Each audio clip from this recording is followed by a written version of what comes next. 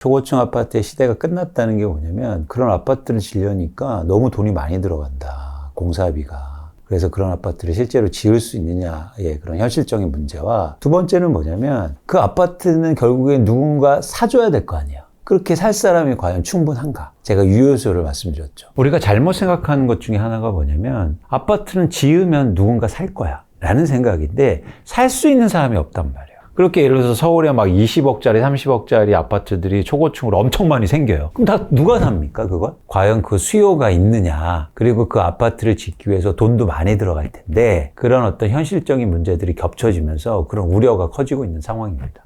그동안은 지으면 또 팔리지 않았나요? 그동안 그랬죠. 왜냐면은 유효수요가 있었고 그런 공급이 많지 않았으니까. 근데 지금은 뭐 예를 들면 노후 아파트가 서울에서 거의 20% 이상을 차지하고 있는데 그게 다 초고층이 되면 그 집에 다 누가 살겠냐는 거예요. 수요 관점에서 보면 한계가 있을 수 있다라고 판단하는 거죠. 그런 지역에서 지금 미분양이 조금씩 증가하고 있고 향후에도 증가할 가능성이 높거든요. 그게 무슨 얘기냐면 전형적으로 수요가 없다는 얘기예요. 그리고 그 높은 가격의 아파트를 계속 사줄 수 있는 수요가 없다. 모든 재화가 그렇습니다. 만들면 다 팔리는 건 아니잖아요. 그래서 이거는 아주 오래된 그 경제학적인 관념인데 공급이 스스로 수요를 창출한다. 이게 세이의 법칙이라는 건데 예를 들어서 공급이 부족할 때 라면도 부족하면 라면 많이 생산하면 무조건 사는 거죠. 근데 지금 그런 시대가 아니다. 이미 주택 보급률은 100%가 넘고 살 집은 있는 상황이기 때문에 그 가격대의 아파트를 사줄 수 있는 수요가 얼마나 있느냐 앞으로도 훨씬 더 중요해질 가능성이 커 보입니다. 서울 수도권, 특히 뭐 1기 신도시 이런 데들은 괜찮지 않을까요? 가격의 문제예요. 제가 계속 말씀드린 것처럼 사고 싶은 거나 살아야 되는 수요가 아니고요. 그 가격을 감당해낼 수 있는 수요가 있냐고요. 근데 최근에 살고 싶어도요. 서울에서 지금 인구가 감소하고 있어요. 서울에 왜 인구 감소가 될까요? 너무 비싸서요. 그 지점이에요. 이 가격을 감당해낼 수 있는 수요가 있느냐. 인구의 변화, 인구의 이동도 공급에서 저희가 주목해서 보셔야 된다. 그럼 미분양이 좀 늘고 있는 추세? 지방을 중심으로 늘고 있긴 하지만 6만 가구 이상으로 증가하고 있고요. 이런 미분양 증가 추세는 올해 하반기에도 지속될 가능성이 굉장히 높아 보입니다. 원가가 많이 들어가니까 분양가를 높여서 분양할 수밖에 없고 그렇게 되면 사실은 무주택자분들이 청약해서 그 아파트를 사줘야 되는데 그게 쉽지 않다. 올라갈수록요 원가가 많이 들어요. 더 단단한 철근이나 H빔 이런 걸 써야 되고요. 시멘트 있잖아요. 레미콘이라고 하는데 레미콘은 그냥 여기에서 하면 그냥 부어서 평평하게 하면 되잖아요. 레미콘을요 고층면 위로 쏴야 돼요. 그 무거운 걸. 그래서 엄청나게 돈이 많이 드는 거예요. 잘못 쏘아 올리면요 쏘다가 굳어버려. 그러니까 엄청난 기술이 필요하잖아요. 이게 다 돈이에요. 그렇게 분양하면 누가 그걸 다 사주냔 말이에요. 지금 예를 들어서 강남에 막 분양가 높은 아파트들이 잘 팔리는 이유는 주변 가격보다 싸기 때문이잖아요. 근데 그런 새 아파트들이 주변 가격보다 높게 나와요. 이미 그런 아파트 나오기 시작했거든요. 그럼 그걸 누가 사겠습니까? 살긴 좋죠. 그건 다 알죠. 조식도 주고 막. 근데 그게 전부 다 아니라는 거죠. 그 수영장은 뭐 천년만년 가겠습니까? 왜 그 빚내서 막 새 집에 산 다음에 이자는 이자대로 나면서 왜 조식 먹고 계세요? 그러니까 최근에 재건축 재개발이 이슈가 되는 게 어쨌든 정부에서는 재건축 재개발 규제 완화를 대폭적으로 해주고 있잖아요. 그래서 시장의 기대감이 굉장히 큰 거죠. 와, 재건축 재개발 잘 되겠다. 근데 이게 아이러니 측면이 있어요. 뭐냐면 재건축 재개발이 그동안 규제가 굉장히 강화됐잖아요. 그래서 한 아파트만 할 수 있었어요. 한 아파트만 안전진단 통과되고 그러면 막 집값이 폭등해요. 나만 되니까. 근데 이제는 모두 다 돼. 희소성이 없어졌어요. 예를 들어서 물하고 다이아몬드가 비교하는데 물은 진짜 필요합니다. 다이아몬드 사실 필요 없어요. 크게. 근데 다이아몬드가 훨씬 더 비싸잖아요. 이유가 뭡니까? 희소성이에요. 모든 자산 가치의 기반은 희소성이라고요. 근데 지금 재건축 대상 아파트들이 엄청나게 많아지니까 너도 나도 안전진단 통과되고 너도 나도 사업한다고 하고 너도 나도 고층 아파트 만든다고 그러고 너도 나도 용적률 올라간다고 하니까 이제는 선택사항이 너무 많네?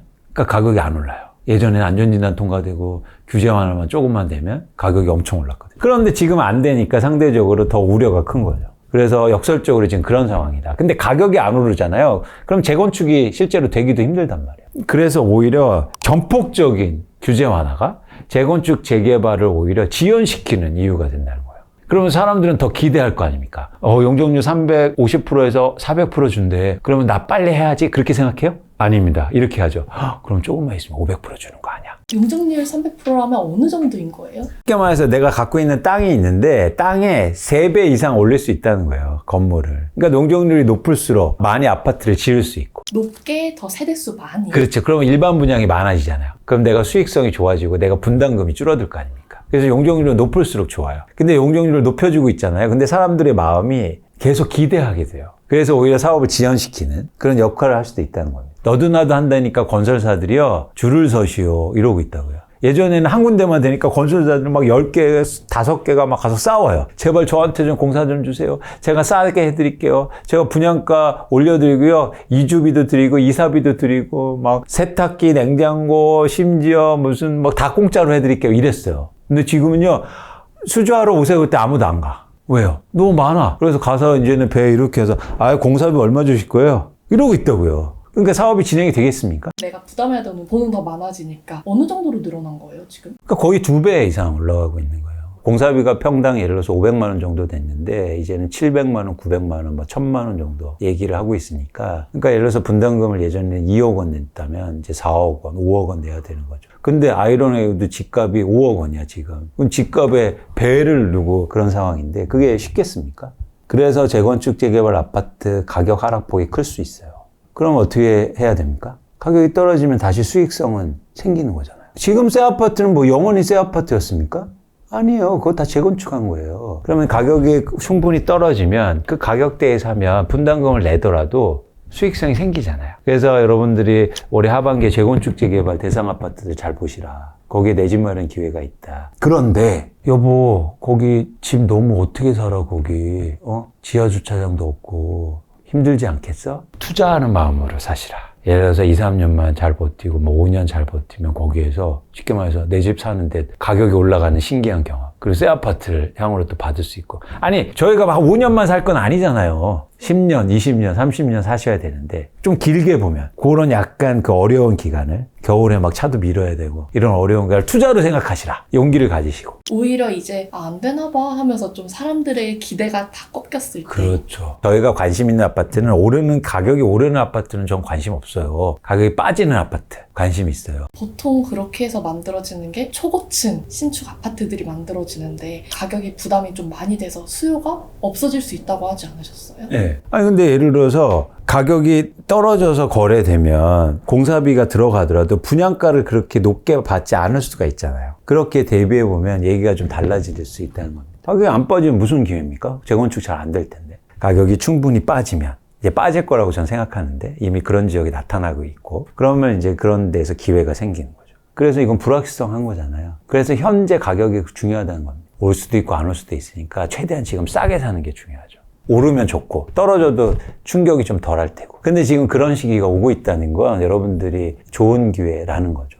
현재 한국 부동산은 투자화돼 있어요. 그래서 여러분들이 사용 시장으로 보는 것보다 투자 시장으로 보는 게 전망을 하고 현재를 정확하게 볼 수 있는 가장 기본적인 조건입니다. 뭐 이렇게 해서 실수요라든지 실공급만 얘기하면 이 시장이 잘 이해가 안 돼요. 근데 사람들이 투자하려고 사고 투자하려고 팔고 이러기 때문에 투자하는 시장을 이해하시는 기본적으로 관점을 가지셨으면 좋겠다. 개인적으로 바라는 시장은, 저는 무주택자분들이 내 집 마련을 꼭 하셔서 자가 점유율이 높았으면 좋겠어요. 자기 집에 사는 비율, 자가 점유율. 지금은 예를 들어서 자가 점유율이 서울은 42.5%밖에 되지 않아요. 굉장히 많은 사람들이 투자로 집을 갖고 있어요. 그러다 보니까 변동폭이 커요. 그런데 이게 집값이 예를 들어서 떨어졌을 때 거주하는 사람들이 그 집을 많이 사면, 그러면 내가 거주하는데 쉽게 살거나 팔거나 이러지 않을 거잖아요.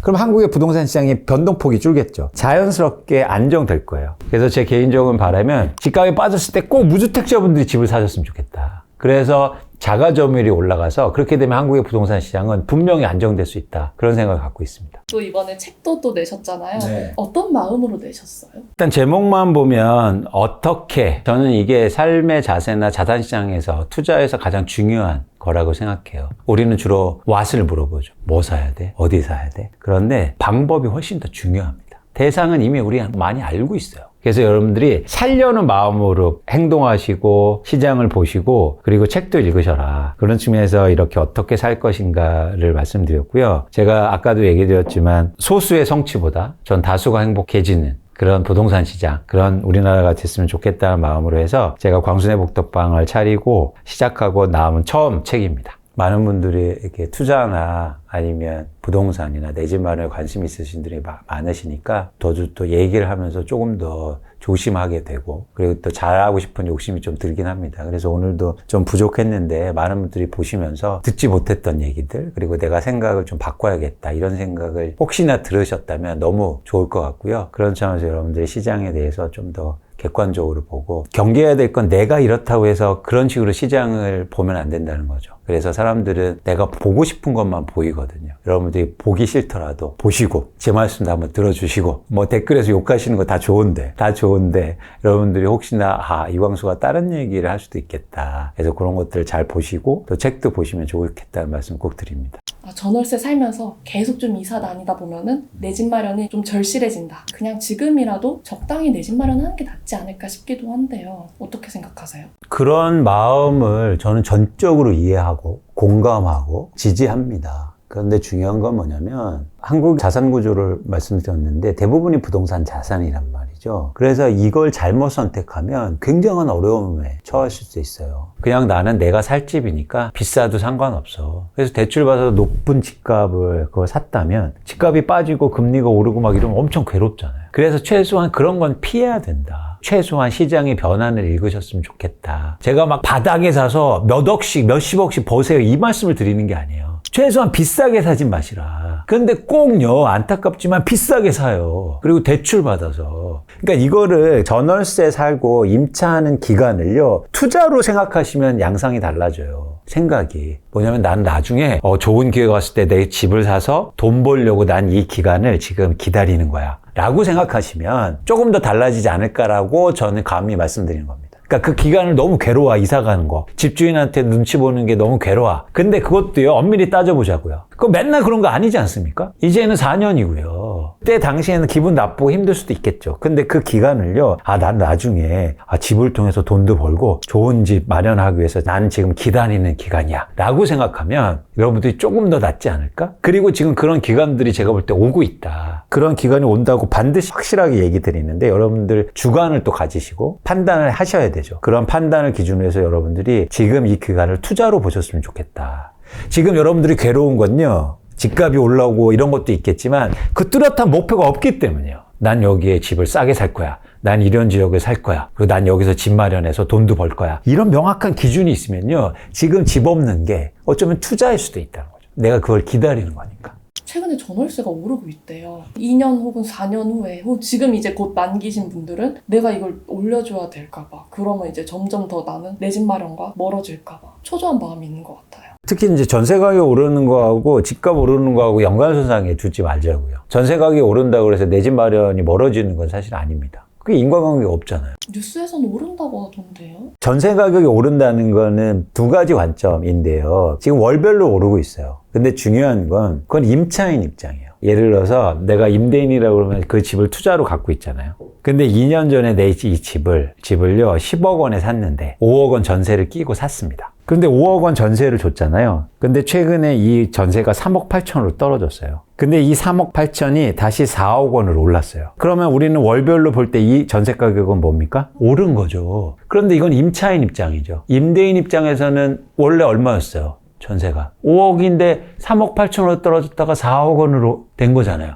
이거 오른 겁니까? 떨어진 겁니까? 떨어진 거죠. 이 집주인한테 아이고 요즘 전세 올라서 좋으시겠어요 하면 한 대 맞아요. 임대인 입장에서는 제가 이 말씀을 왜 드리냐면 지금요 2년 전보다 전세 가격이요 거의 60% 이상이 떨어져 있다고. 지금 미미하다 올랐다고 해도. 그렇죠.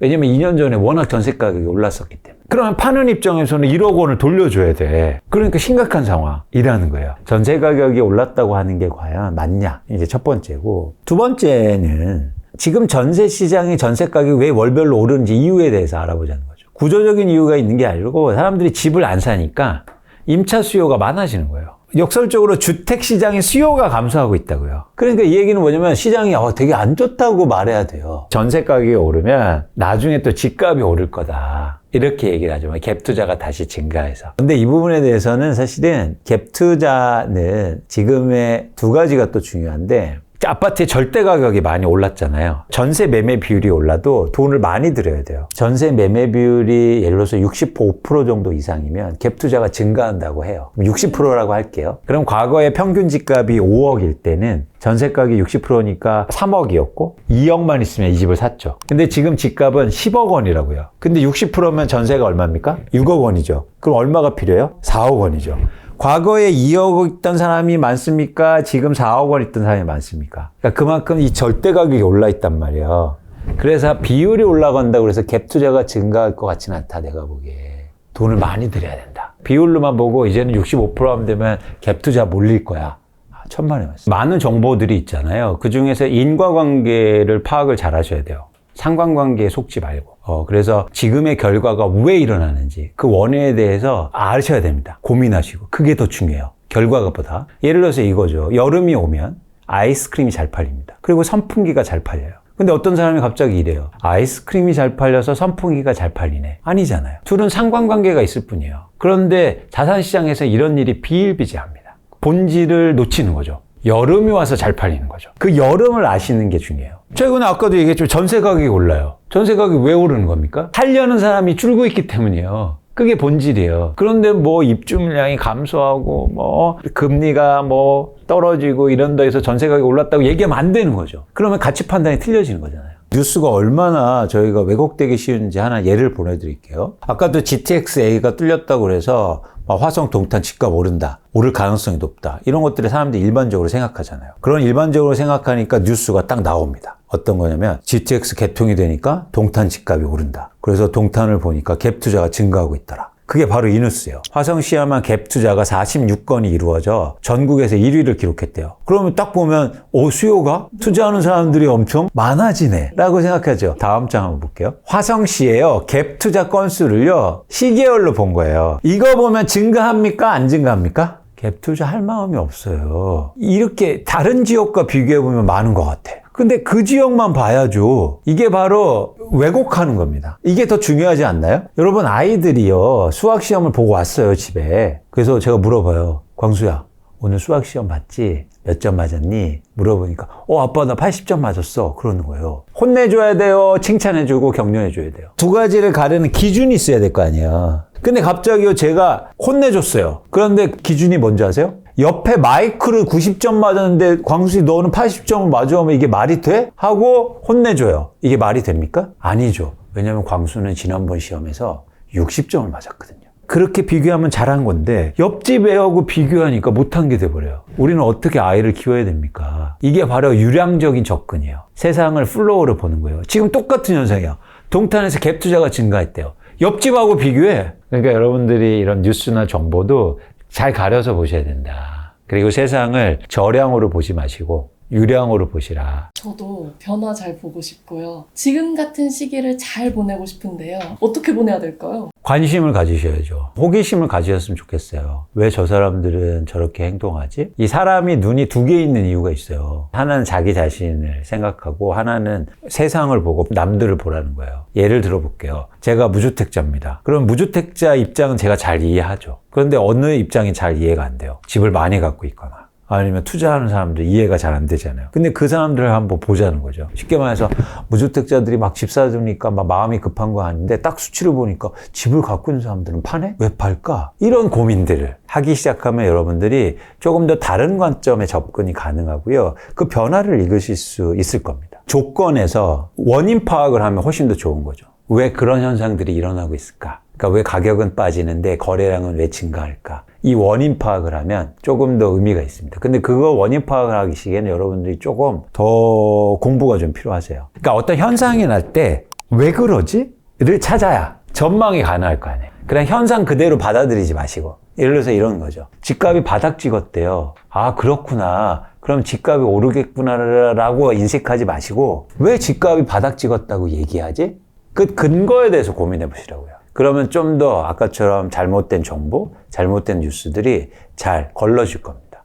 그래서 원인 파악을 하시라. 이거 굉장히 흥미로운 표예요. 왜냐면 최근 강남의 한 아파트에 30평대의 실거래가를 쭉 점으로 그려드린 거예요. 그랬더니 2019년도에 이 아파트 가격이 16억 원에서 2021년도에 24억 원으로 거의 올랐잖아요. 그러다가 2년 만에 거의 16억 원으로 다시 빠집니다. 그러다가 다시 최근에 오르고 있고 이제는 계속 이런 어떤 왔다 갔다 이제 방향을 타진하고 있는데, 자, 올랐다 내렸다가 중요한 게 아니고요. 뭐가 딱 보면 궁금하세요? 전 궁금한 게 있더라고요.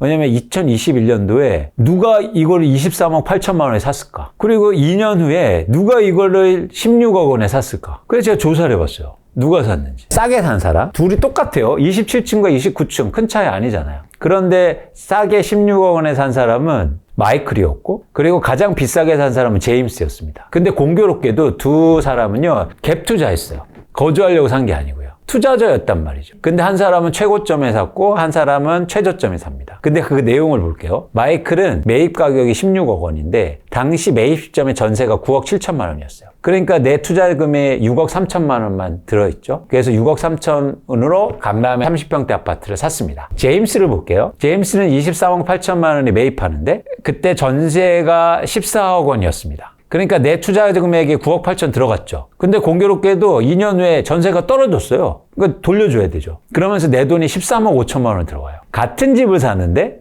누군 6억에 사고 누군 13억 5천만 원에 삽니다.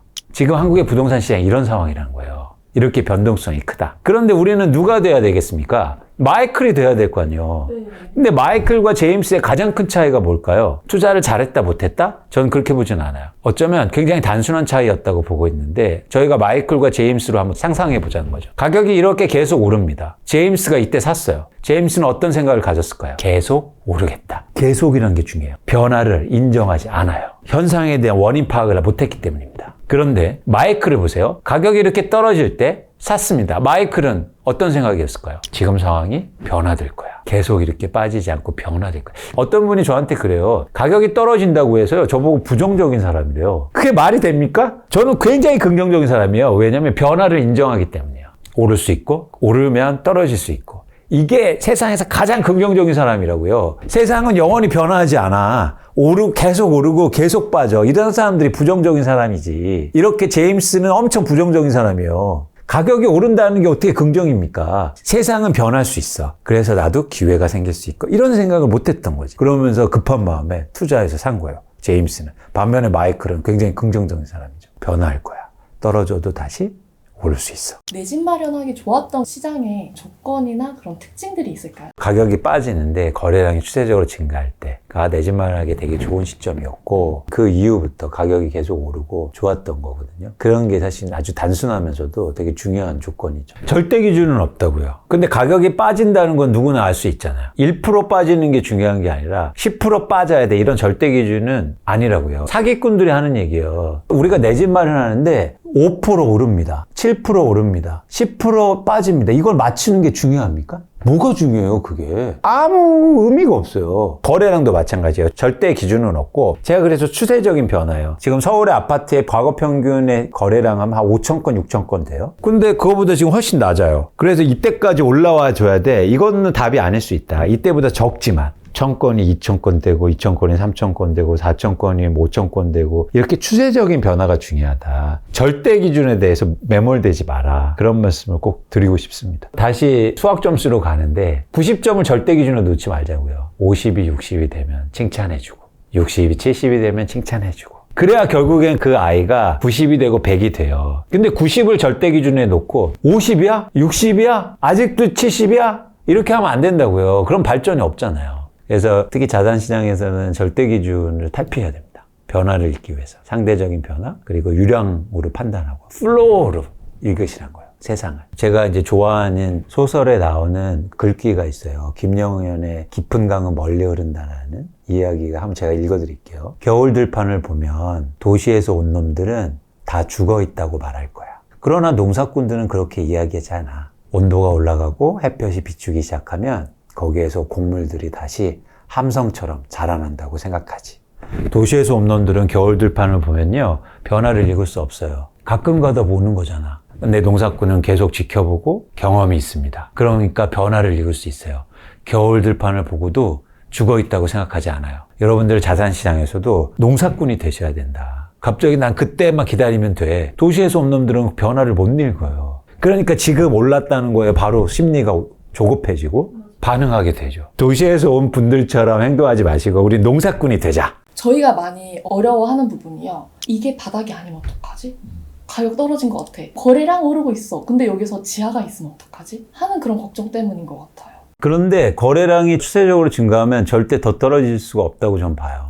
왜냐하면 사는 사람들이 나타나기 시작했기 때문에 그게 이제 바닥이고, 대신 바닥에 대한 정의를 좀 다르게 하셔야 돼요. 무슨 얘기냐면 사람들은 많이 빠졌다는 걸 바닥이라고 얘기해요. 그래서 막 40% 50%가 떨어졌어. 그래서 내가 살 만한 가격이 와야 돼. 그래서 그거보다 덜 빠지면 바닥이 아닌 거죠. 왜냐하면 내가 살 수 없기 때문에. 근데 내가 시장을 움직일 수 있는 게 아니잖아요. 그래서 그런 관점을 바꿔야 되고, 자산시장에서 바닥이라는 정확한 정의는 많이 빠졌다가 아니고요. 그 이후부터 올라야 됩니다. 가장 만나지 말아야 될 친구가 있어요. 귓속말로 광수야 이거 많이 빠졌어. 사. 아니요.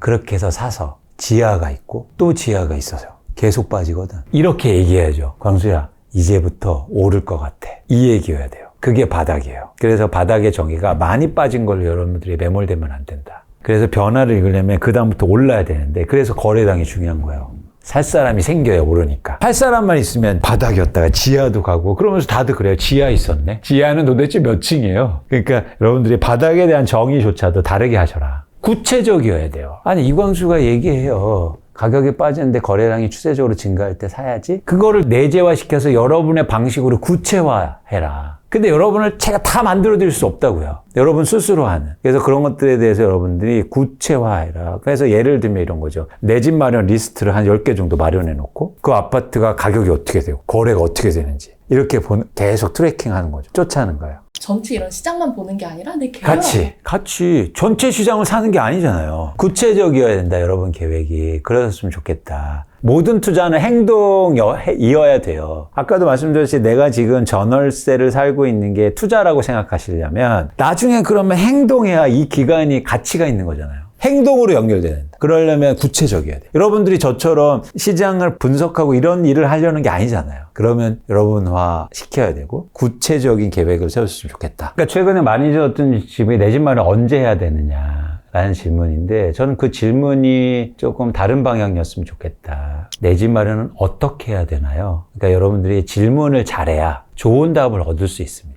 그래서 질문에 대해서 근원적으로 고민하시고 언제나 어떻게라는 질문을 훨씬 더 많이 하셨으면 좋겠다 말씀을 꼭 드리고 싶어요. 요즘에 언제 사야 돼요? 막 집값 빠져요. 이런 거보다 어떻게 해야 됩니까? 제가 어떻게 할까요? 여기에서 주체적인 방법에 대해서 고민하시라 말씀을 드리고 싶습니다. 언론이나 전문가들이 한두 채가 상승 거래됐다고 해서 와 투자가 많아진다 이런 얘기를 하고 있거든요. 그래서 제가 안타까워요. 소득은 증가하지 않았는데 집값만 올라서 가격을 감당해낼 수 있는 수요가 없다는 거예요. 지금 10년 만에 한번 오는 기회잖아요. 여러분들 이 기회를 잘 잡으셔야 된다. 조건은 명확합니다. 집값이 떨어지는데요, 추세적으로 증가할 때요. 현재를 정확히 좀 볼 필요가 있는데요. 최근에 그런 일종의 바닥 이야기가 나오는 가장 큰 이유는 거래가 증가하고 있기 때문이에요. 특히 3월에 서울 아파트 거래량이 4,000건이 넘어서면서 최근 들어서 가장 많은 수치를 기록했거든요. 그러다 보니까 많은 분들이 이제 바닥 찍은 거 아닌가? 이제부터 오르는 거 아닌가? 이런 말씀들을 많이 하시죠. 그런데 현상과 그리고 미래는 다른 거잖아요. 그렇기 때문에 현재 그런 변화가 왜 일어나는지 원인 파악을 해야 되는데, 지금 한국 부동산에서 특히 아파트 거래가 증가한 이유는 공급 증가예요. 거래량이 증가하는 건 두 가지 조건이 있어요. 하나는 뭐냐면 수요가 많아지거나 아니면 공급이 많아지거나. 그런데 지금은 시장의 변동 원인이 공급 증가에 있단 말이죠. 가격이 오르긴 쉽지 않다. 팔려는 사람들이 많은데 어떻게 가격이 오릅니까? 그러니까 거래량이 증가할 때 그 원인이 수요 증가하면 계속 오를 텐데, 수요 증가는 일시적일 가능성이 있고 사실 공급 증가가 핵심이기 때문에 이런 변화가 지속되기는 좀 어렵다. 결국엔 다시 가격은 하락할 가능성이 높다고 생각합니다. 지역별로 굉장히 편차가 커서 일단은 저희가 서울 아파트만 따져봤을 때 3월 달에 저희가 실거래를 전수 전수조사를 해봤거든요. 그랬더니 40% 정도는 가격이 상승해서 거래됐어요. 근데 60%는 보합이고 하락이에요. 이게 아직은 상승한다고 표현하기는 굉장히 어려운 그런 상황입니다. 이렇게 말씀드리면 내가 살려는 집은 올랐어, 이렇게 말씀하시면 안 돼요. 저는 시장 전체를 얘기하는 거니까. 그래서 그런 차원에서는 서울 아파트뿐만 아니라 수도권 아파트들이 가격이 오르는 건 아니고 거래량은 증가했다. 그리고 전국으로 보면 아직까지도 가격은 계속 하락하는 그런 모습을 보이고 있습니다. 근데 그 40% 상승한 데가 어딘지도 좀 궁금해지는 것 같아요. 최근에 GTX-A가 개통하면서 동탄 같은 지역은 또 좀 오르고 있다는데. 그거는 몇 건이 오르는 거예요. 그래서 제가 안타까워요. 왜냐면 언론이나 전문가들이 한두 채가 상승 거래됐다고 해서 와, 투자가 많아진다, 막 사람들이 살려고 많아진다, 이런 얘기를 하고 있거든요. 근데 그렇지 않다. 그건 일부 거래건을 말하는 거지 전체 시장의 변화는 아닌 것으로 저희가 파악하고 있고, 실제로 시장이 그렇거든요. 일부 가격이 오르는 지역이나 아파트의 공통점은 첫 번째는 새 아파트, 두 번째는 상대적으로 가격대가 낮은 7억에서 12억 그 사이, 그런 아파트들이 어떤 공통분모를 갖고 조금 오르고 있거든요. 그래서 그거는 좀 일시적인 거고, 전체적으로 시장을 보면 그렇진 않다. 새 아파트의 공급이 증가하는데 새 아파트의 수요가 또 붙으니까 거래가 되면서 가격이 조금 반등하는 수준이고요. 그런데 가격이 오르는 수준이 10억 이상 된 아파트들이 몇 천만 원이기 때문에 의미 있는 수준은 아닙니다. 꼭 여러분들이 아셔야 될 건 뭐냐면, 모든 자산 가격이고요, 계속 빠지지도 않고 계속 오르지도 않아요. 하락 국면에서도 일부 상승하는 구간이 나오고, 반드시 상승할 때도 일부 하락하는 국면이 나오거든요. 그래서 예를 들어서 저희가 최근 2021년 전에 3년간 서울의 아파트 가격이 급등했는데, 그렇게 오르는 기간에도요, 몇 달 빠지던 구간이 있었어요. 그러면 예를 들어서 그때로 돌아가 보면, 아, 이제부터 가격 빠진다고 그랬으면 사실 잘못 판단한 거였죠. 그것처럼 일시적인 변화라고 저는 판단하고는 있습니다. 앞으로는 좀 하락 추세로 갈 수 있을 것 같다 라고 말씀을 해주셨어요. 그 이유가 있나요? 굉장히 뚜렷한 이유가 있는데요. 결국엔 자산이나 재화 가격은 공급과 수요가 만나서 가격을 결정하잖아요. 그런데 집값을 결정하는 공급은 집을 갖고 있는 사람들이 시장에 내놓는 매물의 양이에요. 근데 이거 한번 보세요. 이건 뭐냐면 서울의 아파트의 매도 물량인데 어떻습니까? 왜 이렇게 높아져요? 그렇죠. 최근 1년 동안 30% 이상이 증가했는데요. 집을 갖고 있는 사람이요, 쉽게 말해서 지금요, 너무 팔고 싶어요. 왜일까요? 집값이 빠질 것 같으니까. 더 이상 안 오를 것 같으니까. 그냥 내놓진 않을 거잖아요. 그래서 집을 갖고 있는 사람들은 이미 집값 상승에 대한 기대감이 굉장히 낮다. 살만한 물건이 굉장히 많아지고 있는 거예요. 근데 흥미로운 건 뭐냐면, 여러분도 집을 내가 갖고 있는데 투자나 내 집 마련 잘하기 위해서는 상상력이 많이 필요합니다. 내가 집이 있다고 생각해 볼게요. 투자로 갖고 있어요. 투자로 갖고 있는데 내가 처음에 집을 이렇게 내놔요, 팔려고. 그러면 최근에 집값이 10억 원이 거래됐어요. 그럼 내놓을 때 어떻게 내놓습니까? 평균적으로 봤더니 5%에서 7%를 올려 내놔요. 그래서 10억 5천이나 10억 7천만 원을 내놔요. 그래서 저렇게 매물이 증가할 땐 일시적으로요, 시장의 가격이 오르는 것처럼 느껴져요.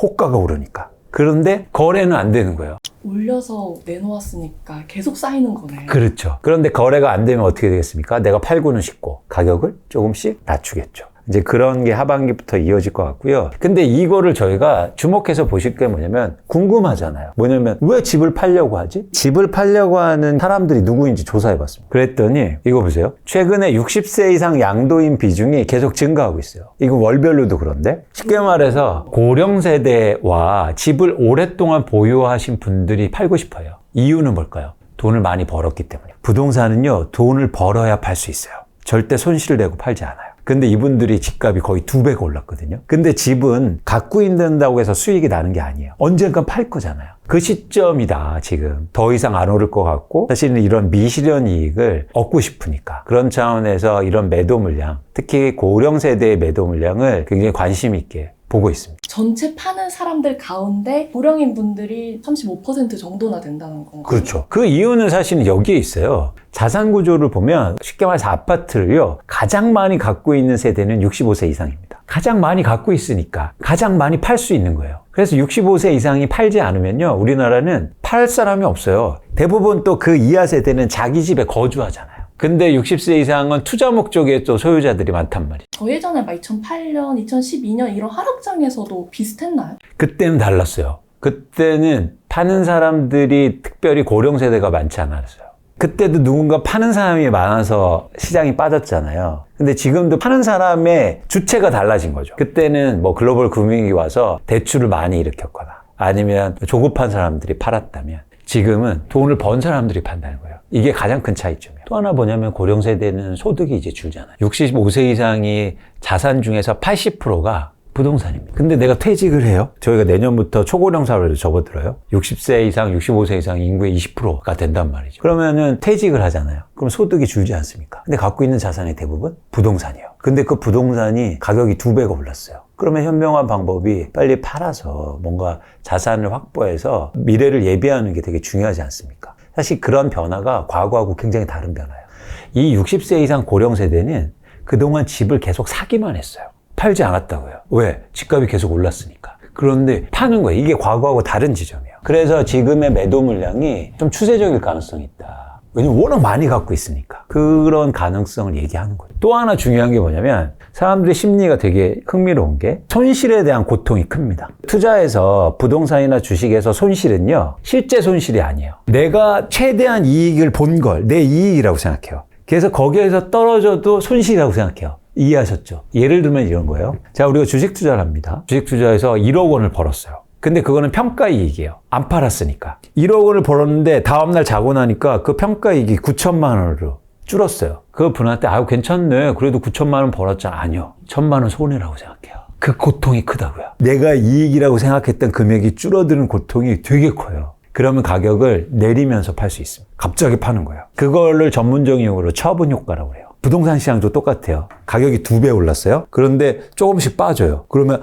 내 이익이 주는 거죠. 그러면 빨리 처분하고 싶어요. 그래서 오히려 시장가보다 낮춰서 빨리 거래하고 싶은 생각이 들게 됩니다. 그러면 앞으로는 이제 시장가보다 점점 더 낮춰서 이제 내놓는 분들이 거래가 안 되면요. 이렇게 내놨는데 집을 보러 오는 사람이 없어요. 갑자기 근데 옆에서 5천만 원 싸게 거래됐대요. 그럼 내 이익이 점점 줄잖아요. 그래서 이제는 가는 거죠. 왜 이렇게 보러 오는 사람 없냐고. 그랬더니 한 7천만 원 내려서 하셔야 될 것 같은데요. 그러면 빨리 팔고 싶으니까 그렇게 한다는 거죠. 그래서 여기에서 이렇게 매물이 증가할 때 수요가 중요해요. 수요가 있느냐. 보시는 그래프는 서울 아파트 구입 물량 지수라는 거예요. 중간소득의 가구가 대출을 일으키고 자산을 통해서 집을 살 수 있는 아파트의 양을 그려드리는 거예요. 그러니까 쉽게 말해서 100채 중에서 지금 중간소득인 가구는 6채밖에 살 수 없다고요. 10년 전에는 중간소득의 가구가 30채나 살 수 있다고요. 근데 지금 6채밖에 안 남아있어요. 그 이유는 뭡니까? 소득은 증가하지 않았는데 집값만 올라서 내 그 가격을 감당해낼 수 있는 수요가 없다는 거예요. 부동산의 수요는 여러분 사고 싶은 수요가 아닙니다. 살 수 있는 수요여야 되죠. 저 강남에 너무 사고 싶어. 그래서 사고 싶은 사람이 많다고 강남 집값이 안 빠지는 게 아니에요. 살 수 없어요. 안타깝지만. 그래서 우리가 시장을 판단할 때는 이런 유효 수요 관점에서 접근해야 되는데 그 유효 수요가 이게 현저히 떨어지고 있다는 거죠. 그러면 살 수 있는 수요가 줄어들었잖아요. 그래서 집이 막 나오면 파는 물량이 나오면 누가 사준다는 거예요. 사는 사람이 없으니까 팔고 싶은 게 떨어지는 거죠. 지금보다 더 떨어져야 좀 고민을 더 해볼 수 있을 것 같긴 해요. 고민뿐만 아니라 안타깝지만 그 가격을 감당해낼 수 없단 말이에요. 그런데 이분들이 없어도 사실은 시장에 새로운 수요가 있을 수 있어요. 뭐냐면 돈 많은 사람들, 투자하는 사람들이 사주면 돼요. 근데 지금 투자할 마음이 없어요. 서울 아파트의 갭 투자 건수인데 근데 지금요 매달 서울 아파트 중에서 80명에서 90명밖에 갭 투자를 안 한단 말이에요. 엄청 줄었죠. 별로 투자하는 사람들도 지금 아파트 사서 돈 벌 생각을 많이 못해요. 팔려는 사람은 많고 살려는 사람은 없고 그리고 살 수 있는 사람은 없고 그러면 하반기로 갈수록 집값 하락은 좀 더 큰 폭으로 하락하지 않을까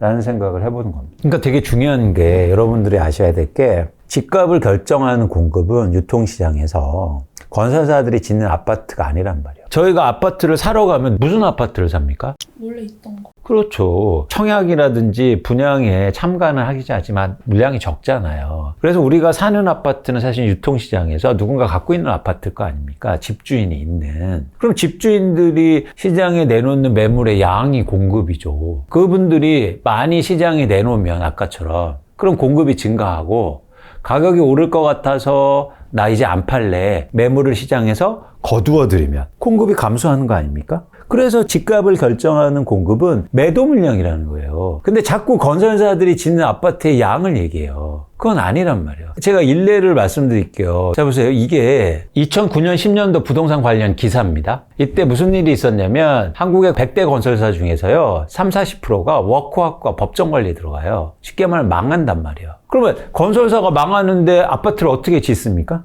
못 줘요. 그래서 이때 보시면 갑자기 못 지으니까 이런 얘기들이 돌아요. 주택 부족하다. 건설사들이 안 지으니까. 그죠? 그 다음에 주택 공급 대란 온다. 그럼 2, 3년 후에 아파트가 부족하다. 그럼 집값 폭등 올 수 있다. 이런 얘기를 한단 말이에요. 최근에 봤던 기사 같기도 똑같죠? 해요. 이거 국토장관 이름만 바꾸면 똑같아요. 그러면 우리는 이거 검증이 되죠. 왜냐면 2, 3년 후가 언제입니까? 2012년, 13년이죠. 2013년 부동산 기사예요. 공급이 부족해서 집값이 폭등했어야 되는데 이제는 돌변해요. 부동산 시장이 폭락한다, 오히려. 왜 이런 현상이 있었을까요? 그건 뭐냐면 시장의 가격을 결정하는 공급과 수요가 공급은 건설사들이 짓는 아파트의 양이 아니고 이때 당시에 집을 갖고 있는 사람들이 막 엄청 팔고 싶어 했던 거예요. 그래서 매물이 엄청 증가해요. 그리고 또 수요가 줄잖아요. 그러니까 집값이 폭락했던 거예요. 여러분들이 집값을 결정하는 공급을 건설사들이 짓는 아파트의 양이 아니라는 걸 꼭 아셔야 돼요. 그래서 지금 똑같은 얘기들이 하고 있단 말이죠. 지금 건설사들이 분양 감소시켜. 그 다음에 아파트 2, 3년 후에 부족해. 지금이라도 빨리 집 사야 돼. 분양가 올라. 난리 났어.